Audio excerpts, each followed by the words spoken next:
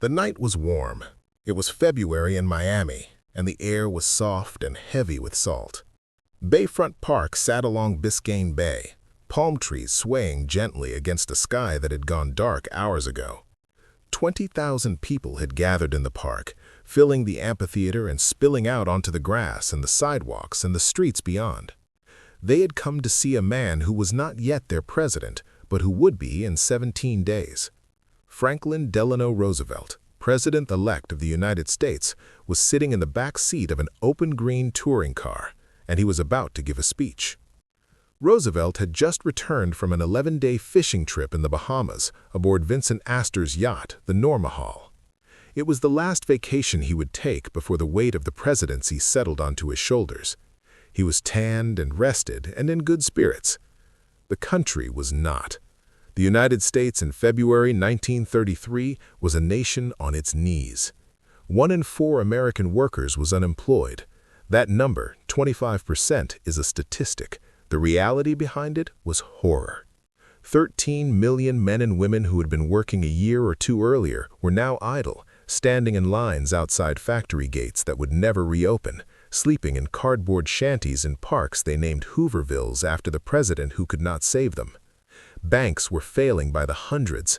In the first weeks of 1933 alone, bank failures were accelerating so fast that entire states were declaring bank holidays, shutting every bank in the state to prevent panics that would wipe out the savings of millions of families overnight. People hid cash in mattresses and coffee cans and holes in the garden because the institutions designed to protect their money could no longer be trusted.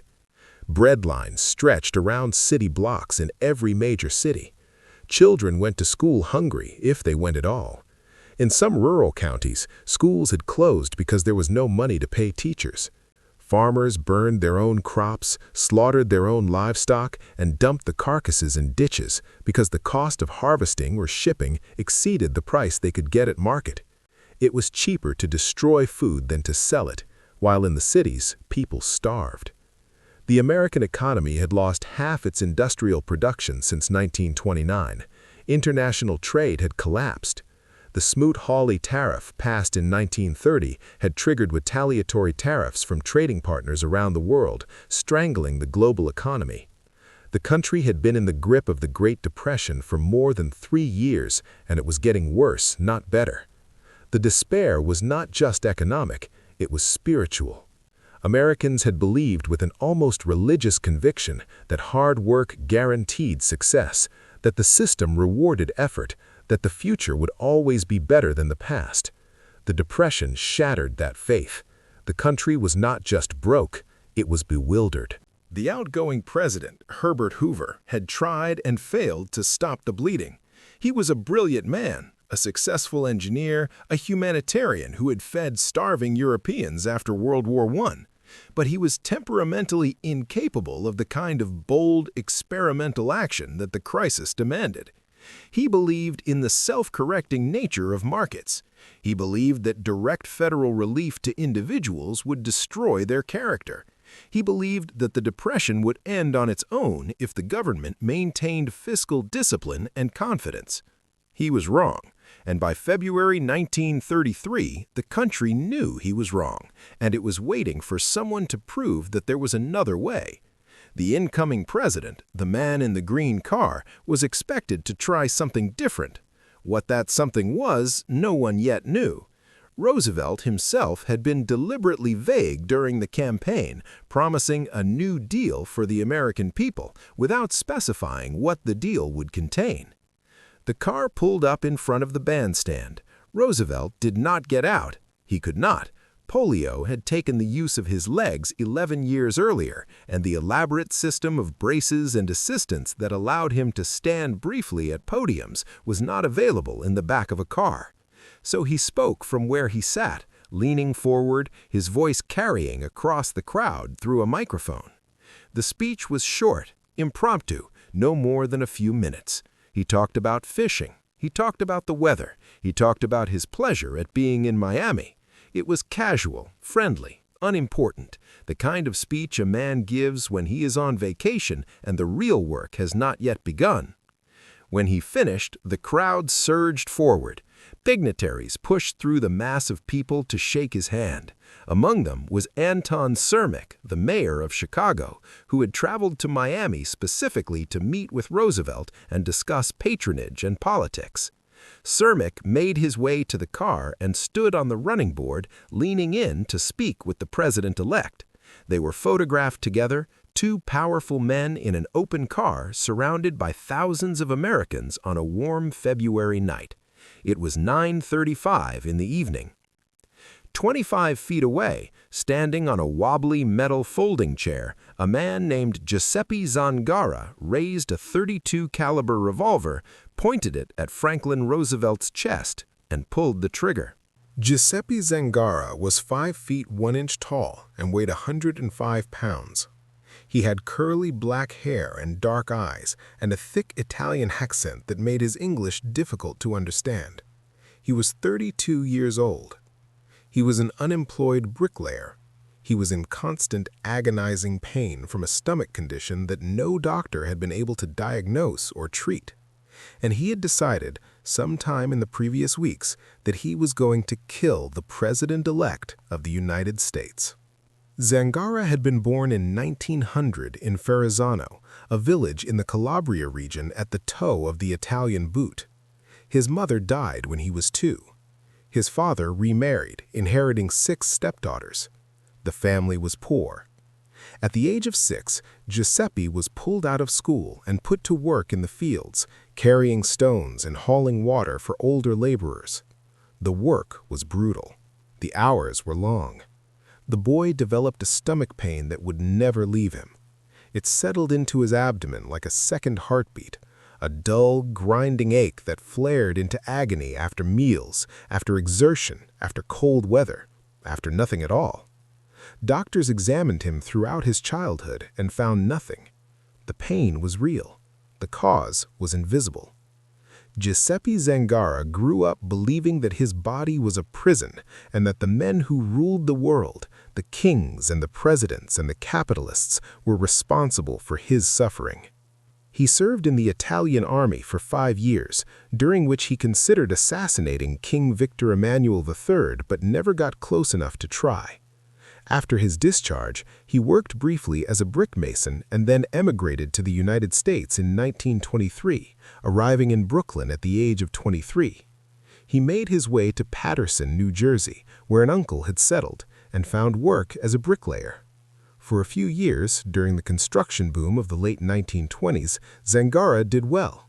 He joined a union. He applied for citizenship and received it in 1929. He lived alone in a series of rooming houses, kept to himself, made no friends, joined no political organizations, attended no churches, belonged to nothing and no one. When questioned later about his political beliefs, he would say they were nobody's but his own. He hated capitalists. He hated kings. He hated presidents. He hated the rich. He did not, however, belong to any group that shared these hatreds. He was not a communist or a socialist or an anarchist or a fascist. He was a man in pain who blamed the powerful for his misery. When the Depression hit, Zangara lost his job. He drifted. He spent a year in California, then moved to Miami in 1931, drawn by the warm weather, which sometimes eased his stomach pain. He lived off his savings, doing occasional odd jobs, growing thinner and more bitter as the months passed. In January 1933, he read in the newspaper that President-elect Franklin Roosevelt would be visiting Miami in February. Zangara had originally planned to go to Washington and assassinate President Hoover, but the cold weather in the capital deterred him. His stomach hurt worse in the cold. He could not face the trip. But here was a president, or the next best thing, coming to him. Coming to Miami, coming to Bayfront Park, where Zangara could stand in the crowd and do what he had dreamed of doing since he was a boy carrying stones in Calabria.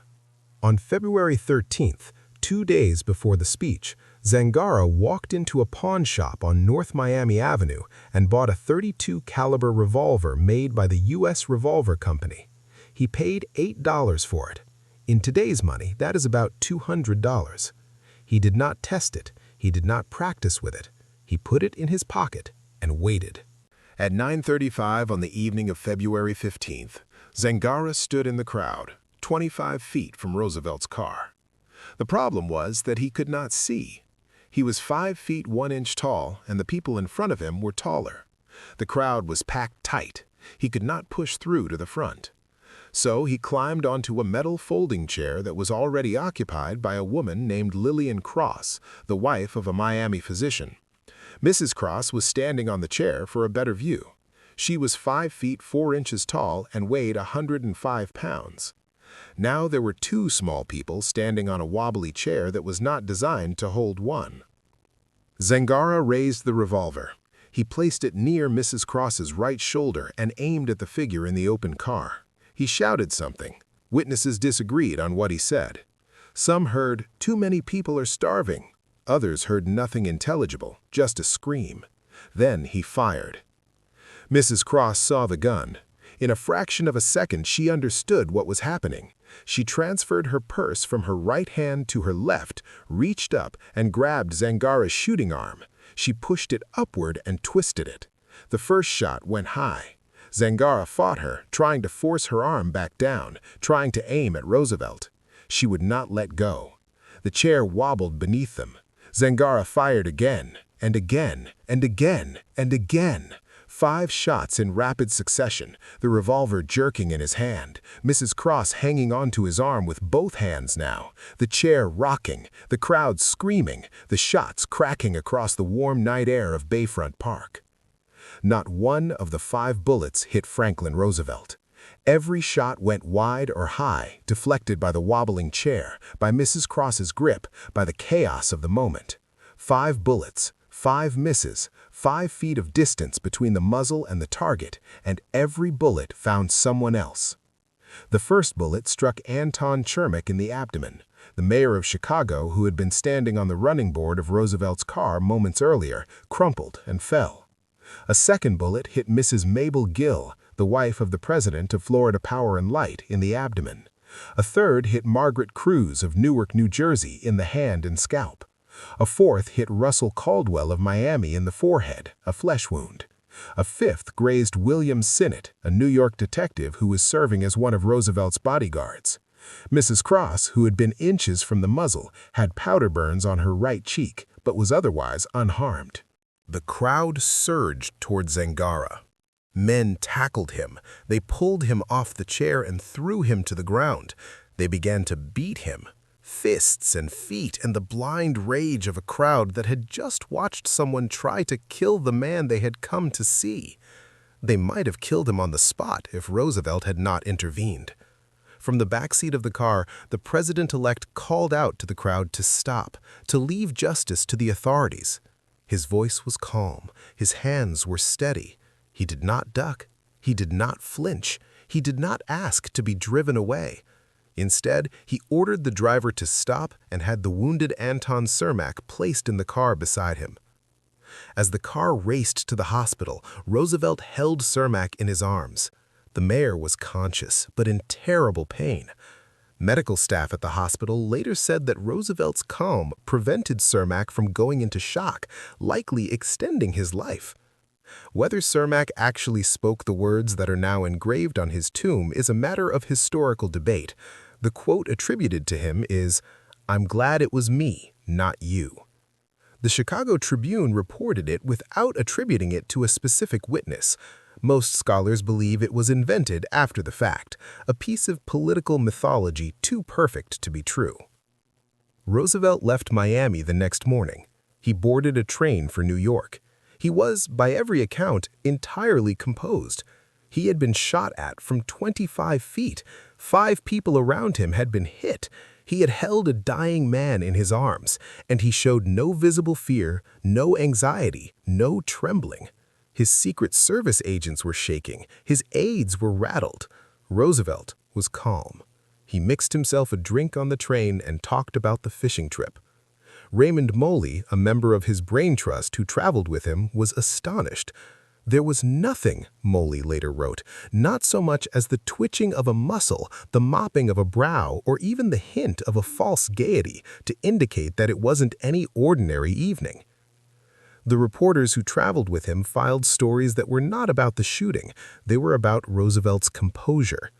The newspapers the next morning were filled not with the horror of the assassination attempt, but with the remarkable calm of the president-elect. Editorial writers compared him to Lincoln. They compared him to Andrew Jackson. They noted that a man who could not walk, who was confined to a wheelchair that the press politely never photographed, who had been told by his doctors that he would never stand again, had sat upright in an open car while bullets flew around him and had not flinched. The country, which had been uncertain about what kind of leader Roosevelt would be, which had heard his deliberately vague campaign promises and wondered whether he had the steel to match the crisis, suddenly had its answer. He was the kind of man who did not break. This mattered.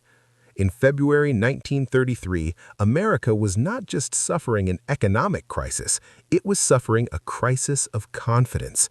The people needed to believe that their leader could withstand pressure. The shooting at Bayfront Park, which could have ended Roosevelt's life and the New Deal before it began, instead became the first act of his presidency, the moment when the nation saw what he was made of. The assassin's bullet, by missing its target, accomplished the opposite of what it intended. It did not weaken Roosevelt, it made him. Giuseppe Zangara was taken to the Dade County Courthouse jail. He confessed immediately. He was not ashamed. He was proud. "I have the gun in my hand," he told his interrogators. "I kill kings and presidents first, and next all capitalists." He was asked if he hated Roosevelt personally. He said he did not. "I don't hate Mr. Roosevelt personally," he said. "I hate all presidents, no matter from what country they come, and I hate all officers and everybody who is rich." When questioned about his political affiliations, he denied belonging to any group. The FBI searched his rooming house and found nothing. No pamphlets, no membership cards, no correspondence with anyone, no books, no evidence of any connection to any organization, political or criminal. He was exactly what he appeared to be, a solitary man in pain who had decided to kill the most powerful person he could reach because he believed that the powerful were responsible for the suffering of the poor. Dan Hardy, a police officer who spoke some Italian, questioned Zangara at length. Zangara's explanation was simple and never changed. He wanted to kill the president because he hated all rulers. He wanted relief from his stomach pain. He felt no remorse about wounding Cermak or the others, not because he was a psychopath, but because he saw them as unavoidable consequences of the only meaningful act he had ever attempted. "You can't find a king or a president alone," he said. "There are always too many peoples around." His trial was remarkably fast. He pleaded guilty to 4 counts of attempted murder and was sentenced to 80 years in prison. As the judge read the sentence, Zangara did the arithmetic in his head. 4 times 20 is 80, he said. "Oh, Judge, don't be stingy. Give me 100 years." He laughed. The courtroom did not. Then Anton Cermak died. 19 days after the shooting, on March 6, 1933, 2 days after Roosevelt's inauguration, the mayor of Chicago succumbed to peritonitis caused by the gunshot wound to his abdomen. Zangara was immediately indicted for first-degree murder under the doctrine of transferred intent, which holds that if a person intends to kill one individual and accidentally kills another, the intent transfers. It did not matter that Roosevelt was the intended target. Cermak was dead, and Zangara had pulled the trigger. The murder trial lasted less than a day. Zangara pleaded guilty again. He was sentenced to death. He spent 10 days on death row at Florida State Prison in Rayford. He wrote a short memoir during those 10 days, a few pages in broken English, repeating the same themes he had expressed since his arrest: pain, poverty, hatred of the powerful, no regret, no remorse, no appeal. On March 20th, 1933, 33 days after the shooting, he was led to Old Sparky, the electric chair. He shook himself free from the guards as they walked him into the chamber. "No, don't touch me," he said. "I go myself." He walked swiftly to the chair and sat down in it. He was furious when he learned that no newsreel cameras would be filming his execution. He wanted the world to watch. He wanted to die on camera, to become a martyr, to be remembered. "Lousy capitalists," he said. "No pictures." He looked around the room at the silent witnesses. The only sound was the rain beating against the windows outside. His final words were recorded by the guards and have been preserved in the court records. "Viva l'Italia! Goodbye to all poor peoples everywhere. Push the button. Go ahead. Push the button." They pushed the button. The current surged through his body. Giuseppe Zangara was dead at 32 years old, 5 weeks and 3 days after he bought a revolver for $8 and climbed onto a wobbly chair in Bayfront Park. He was buried in an unmarked grave in the prison cemetery. No one claimed his body. No one mourned him. The pawn shop that sold him the gun stayed in business. Now consider what almost happened. On January 23, 1933, 23 days before the shooting, the 20th Amendment to the United States Constitution had been ratified. This amendment, among other things, established the rules of presidential succession in the event that the president-elect died before taking office. Specifically, it stated that if the president-elect died before inauguration, the vice president-elect would become president. The vice president-elect in February 1933 was John Nance Garner of Texas. Known as Cactus Jack, Garner was a 64-year-old conservative Southern Democrat who had served 30 years in the House of Representatives, the last 2 as Speaker of the House. He had run for the Democratic presidential nomination in 1932 and had accumulated enough delegates to block Roosevelt's nomination until he cut a deal. Garner would release his delegates to Roosevelt in exchange for the vice presidency. It was a practical arrangement between 2 men who did not particularly like or trust each other and who held fundamentally different views about the role of government in American life. Roosevelt was a patrician liberal from New York who believed in aggressive federal intervention to combat the Depression. He surrounded himself with academics and intellectuals, the Brain Trust, who designed programs of unprecedented scope and ambition.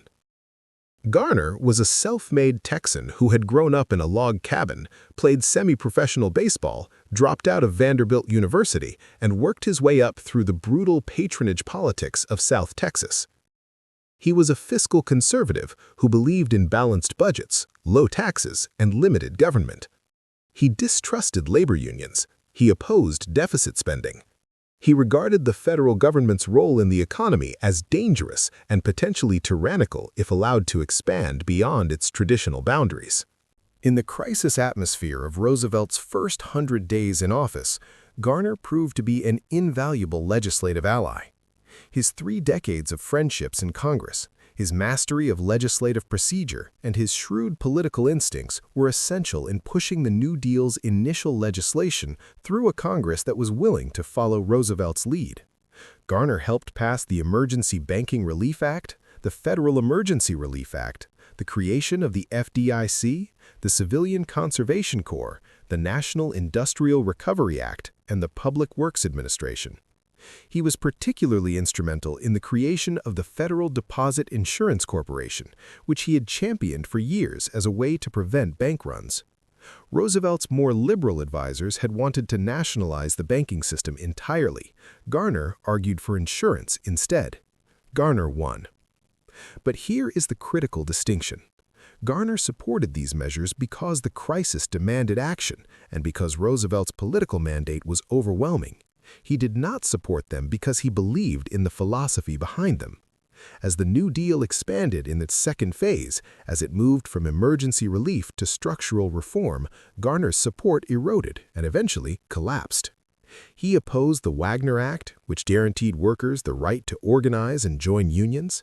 He opposed the Revenue Act of 1935, which imposed a wealth tax. He opposed Social Security. He opposed the court-packing plan of 1937, in which Roosevelt attempted to expand the Supreme Court to overcome judicial opposition to New Deal legislation. He opposed deficit spending on principle, regardless of the economic circumstances. By 1937, Garner and Roosevelt were barely speaking. By 1940, Garner was running against Roosevelt for the Democratic presidential nomination, so opposed to a third term that he entered the race knowing he would lose. John L. Lewis, the powerful leader of the United Miner Workers, described Garner in congressional testimony using language that has become one of the most memorable insults in American political history. He called Garner a labor-baiting, poker-playing, whiskey-drinking, evil old man. Now imagine Garner as president. If Giuseppe Zangara's bullet had hit Franklin Roosevelt instead of Anton Cermak on the night of February 15, 1933, Roosevelt would have died, and under the terms of the 20th Amendment, ratified just 23 days earlier, John Nance Garner would have become President of the United States on March 4, 1933. What happens next is the greatest what-if in American history. Garner would have inherited the same crisis that Roosevelt inherited: 13 million unemployed, 9,000 banks failed, industrial production down by half, farm income down by 60%, the American economy in a state of collapse that no living person had ever seen before. He would have acted. He was not Herbert Hoover. He would not have sat on his hands while the country disintegrated. Garner understood the severity of the Depression and believed in some government intervention to address it. He would have stabilized the banking system. He probably would have created the FDIC. He would have supported public works programs to put people back to work. He was a pragmatist, not an ideologue, and in the first 100 days he would have pushed legislation through Congress with the same skill he demonstrated as Roosevelt's vice president. But the second New Deal would never have happened. The Wagner Act, which transformed American labor relations and built the modern middle class by guaranteeing the right to organize, would not have been proposed. Social Security, which has kept tens of millions of elderly Americans out of poverty for 90 years, would not have been created, at least not in the form we know it. The Securities and Exchange Commission, which regulates financial markets to prevent the kind of fraud and speculation that caused the crash, might have been weaker or non-existent. The Rural Electrification Administration, which brought electricity to millions of American farms, might have been delayed by years or decades. The Fair Labor Standards Act, which established the minimum wage and the 40-hour work week, would not have had a presidential champion. And the Supreme Court crisis of 1937 would have unfolded differently. When the conservative Supreme Court struck down key New Deal programs as unconstitutional, Roosevelt responded with the court-packing plan, a bold and controversial attempt to add additional justices who would support his legislation. The plan failed in Congress, but its threat was enough to convince the court to back down.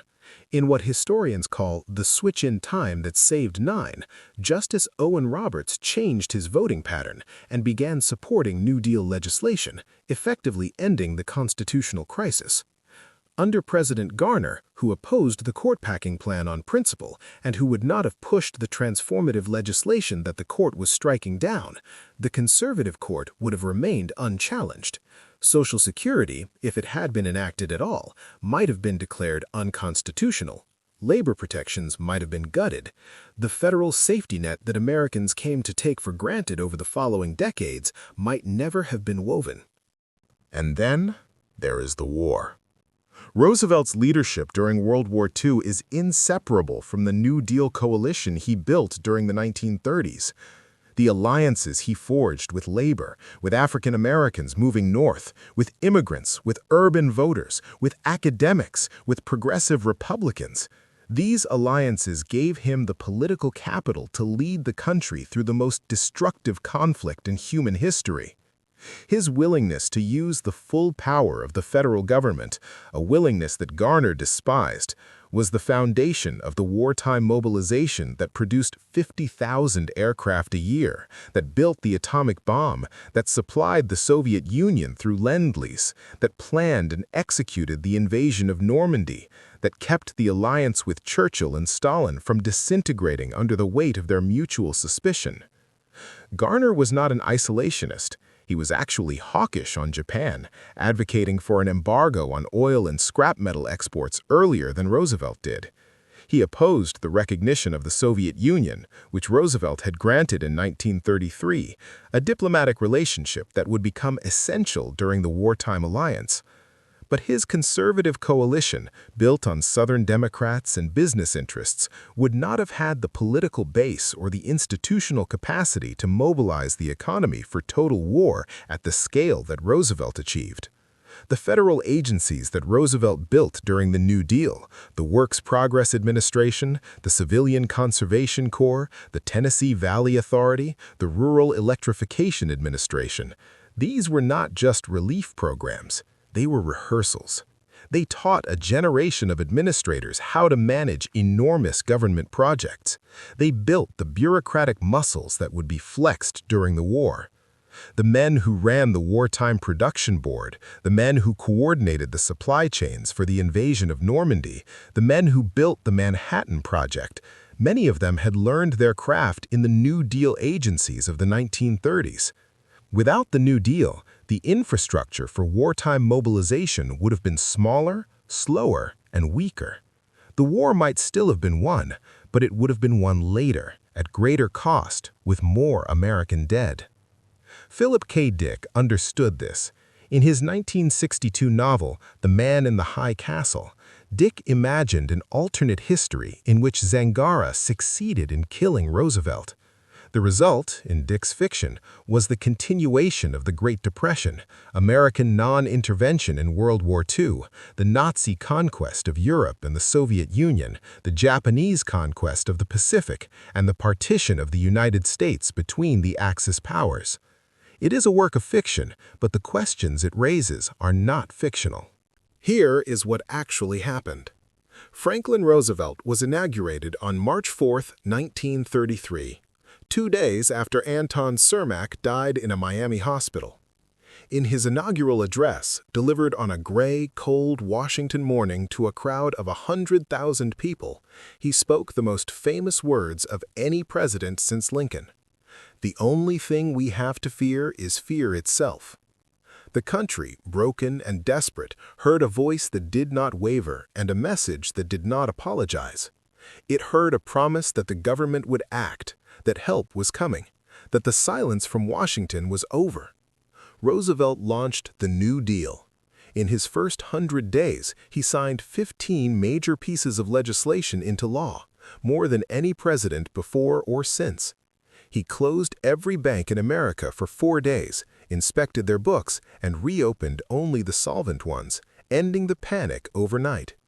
He created the Civilian Conservation Corps, which put 3 million young men to work planting trees and building parks and roads in national forests across the country. He created the Tennessee Valley Authority, which brought electricity and flood control to one of the poorest regions in America, a region where people still read by kerosene lamp and cooked over wood fires. He created the Federal Deposit Insurance Corporation, which guaranteed bank deposits and ended bank runs forever. He signed the Glass-Steagall Act, which separated commercial and investment banking and prevented the kind of speculation that had caused the crash. In 1935, he signed the Social Security Act, the Wagner Act, and the Revenue Act, transforming the relationship between the American government and its citizens in ways that persist to this day. In 1938, he signed the Fair Labor Standards Act, establishing the minimum wage and the 40-hour work week. He won re-election in 1936 by the largest electoral margin in over a century, carrying every state except Maine and Vermont. He led the country through World War II, forged the alliance that defeated fascism, oversaw the development of the atomic bomb, and laid the groundwork for the United Nations.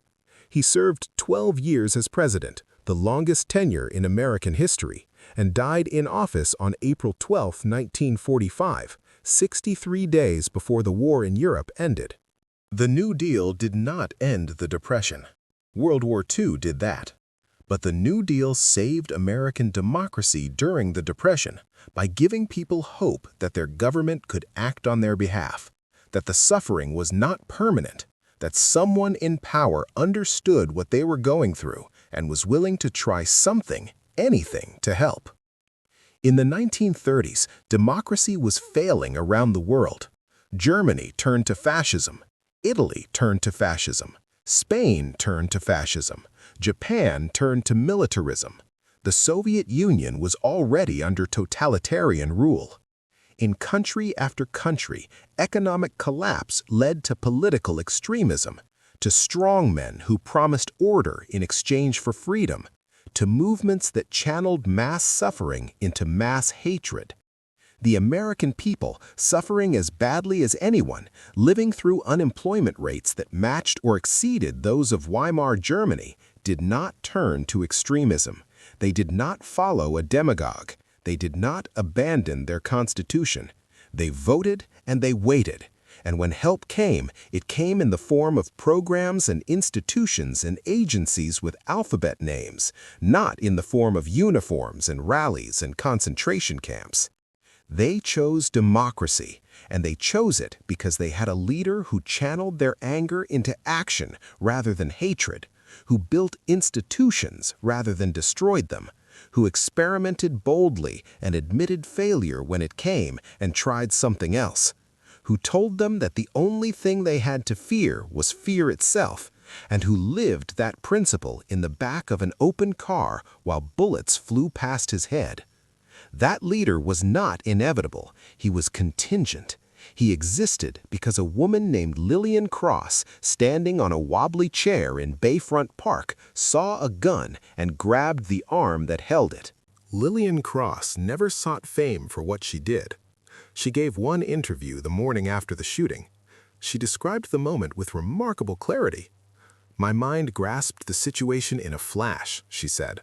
"I said to myself, he's going to kill the president. I caught him by the arm and twisted it up." She described the struggle. "He kept shooting and trying to force my arm down, but I wouldn't let go. I couldn't have held much longer, however, when Mr. Armour seized him."